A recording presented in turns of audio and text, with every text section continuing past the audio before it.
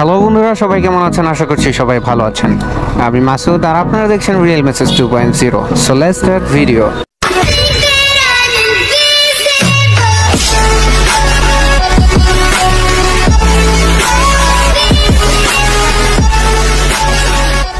আসসালামু আলাইকুম। অনেকদিন ধরেই আমার ইচ্ছা ছিল যে যদি কোনোদিন মোটু ব্লগিং করি তাহলে গোপ্রো দিয়েই করব। তো ফাইনালি সেই আশাটা পূর্ণ করে ফেললাম, আলহামদুলিল্লাহ। আর প্রথমে আমার নিয়ত ছিল যে গোপ্রো 9টা নিব, বাট 9টা নেই। পরবর্তীতে 10টা নেওয়ার চিন্তা ভাবনা ছিল। যখন গোপ্রো কিনতে যাই ওইখানে গিয়ে আবার ডিসিশন চেঞ্জ করে ফেলি। 10টা নিয়ে আমি গোপ্রো হিরো 11টা নিলাম, যেটা আপডেট, গোপ্রোর লাস্ট আপডেট। তো আজকে এই ভিডিওটা করার উদ্দেশ্য হচ্ছে এত টাকা দিয়ে যে ক্যামেরাটা কিনলাম, ফুল হেলমেট সেট আপটা নিলাম। আমার পুরো হেলমেট সেট আপটা নিতে মেবি 61,300 টাকা খরচ হয়েছে। তো এত টাকা দিয়ে যে এই সেট আপটা নিলাম, এটার ভিডিও কোয়ালিটি এবং সাউন্ড কোয়ালিটিটা কেমন ওইটা দেখার জন্য এবং আপনাদেরকে জানানোর জন্য। তো চলুন বন্ধুরা, কথা না বাড়ি ভিডিওটা শুরু করা যাক। তো আমি এখন আমার হেলমেটের যে গ্লাসটা আছে, গ্লাসটা খুলে কথা বলছি। তো জানি না বাহিরের নয়েজটা কেমন আসতেছে আর আমার সাউন্ডটা কিভাবে রেকর্ড হচ্ছে, ক্লিয়ারলি রেকর্ড হচ্ছে কি না তাও জানি না। তো আমি এখন একটা আসলে গান তো পারি না, জাস্ট হালকা 2 লাইন বলবো, শুধু রেকর্ডটা সাউন্ডটা চেক করার জন্য আর কি।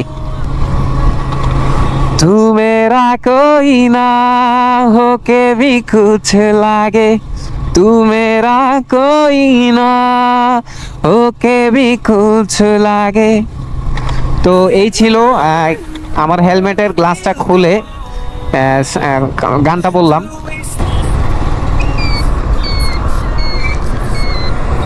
রাস্তা পার হওয়ার সময় সবসময় বি কেয়ারফুল থাকবেন, কারণ বিপদ বলে আসে না। ইন্ডিকেটরের ব্যবহার করবেন, লুকিং গ্লাসের ব্যবহার করবেন, আপনার আশেপাশে তাকাবেন যে কোনো গাড়ি আছে কিনা, পার হচ্ছে কিনা, কোনো মানুষ আছে কিনা, কারণ যে কোনো সময় দুর্ঘটনা ঘটতে পারে।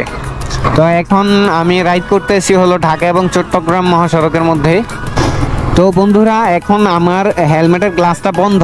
তো বন্ধ অবস্থায় একটা গান বলে দেখবো যে এটার সাউন্ড কোয়ালিটিটা কেমন আসে। है तमन्ना हमें तुम्हें दुल्हन बनाए, तेरे हाथों पे मेहंदी अपने नाम के सजाए, तेरे दे पुलाए, तेरे दे दुआएं, है तमन्ना हमें तुम्हें दुल्हन बनाए, तेरे हाथों पे मेहंदी अपने नाम की सजाए। তো আমি পরবর্তীতে দেখবো যে এরা সাউন্ডটা কেমন আসছে। এখন জাস্ট রেকর্ড করতেছি। আমার কাছে হেলমেটের গ্লাস খোলা অবস্থায় যে রেকর্ডটা হয়েছে ওইটাই বেটার মনে হচ্ছে, বিকজ যখন গ্লাসটা আমার বন্ধ ছিল তখন বাইরের নয়েজটা একটু বেশি আসতেছিল, আর যখন গ্লাসটা খোলা অবস্থায় আমি রেকর্ড করতেছি তখন নয়েজটা একটু কম আসতেছে। জানি না এটা কেন। যদি কেউ জেনে থাকেন তাহলে ভিডিওর কমেন্টে একটু জানাবেন প্লিজ। বন্ধুরা, যারা যারা আমার ভিডিওটা দেখছেন তাদের জন্য একটা রিকোয়েস্ট হচ্ছে কি, কখনো ওভারটেকিং করতে যাবেন না। আর আপনি হাইওয়ে রোডে কেন, যখনই আপনি বাইক চালাবেন অথবা রাইড করবেন সবসময় হেলমেটটা রাখার চেষ্টা করবেন, কারণ একটা দুর্ঘটনায় কিন্তু আজীবনের কান্না। আপনার উপরে আপনার ফ্যামিলি নির্ভর করে, এই জন্য সবসময় কেয়ারফুলি একটু চালাবেন, কারণ আপনার উপরে আপনার সব কিছু ডিপেন্ড করে। আর হাইওয়ে রোডে কখনো ওভারটেকিং করতে যাবেন না, কারণ ওভারটেকিং করতে গেলে বিশেষ করে আপনি বড় গাড়ির পিছনে তো মোটেও ওভারটেকিং করবেন না, কারণ বড় গাড়ির পিছন থেকে যখন আপনি সামনের দিকে ওভারটেকিং করে যাইতে চাইবেন তখন ওই পাশ অপর পাশ থেকে যখন গাড়ি আসবে ওই গাড়িটা আপনি দেখবেন না, আর এই জন্যই কিন্তু দুর্ঘটনা বেশি হয়ে থাকে। তো সবার কাছে আমার একটাই রিকোয়েস্ট যে আপনারা কেউই কোনোদিন বড় গাড়ির পেছনে ওভারটেকিং করতে যাবেন না।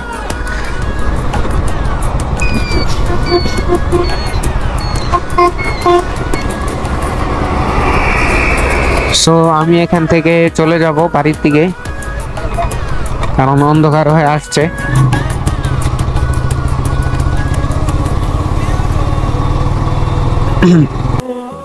এখন যে ভিডিওটা দেখতেছেন এটা হচ্ছে 4K রেজুলেশনে আমি ভিডিওটা মেক করতেছি।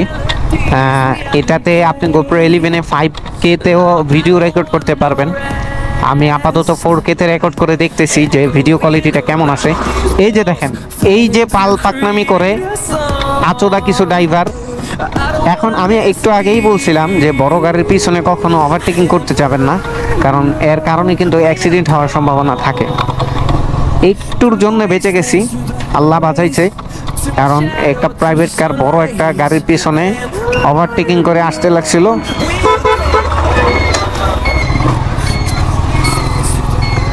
লাগাই দিতে লাগছিল, মানে জায়গায় জায়গায় কাপজাত। আমি কি যে কম, মানুষ এত তাড়াহুড়া কেন জানি চালায়।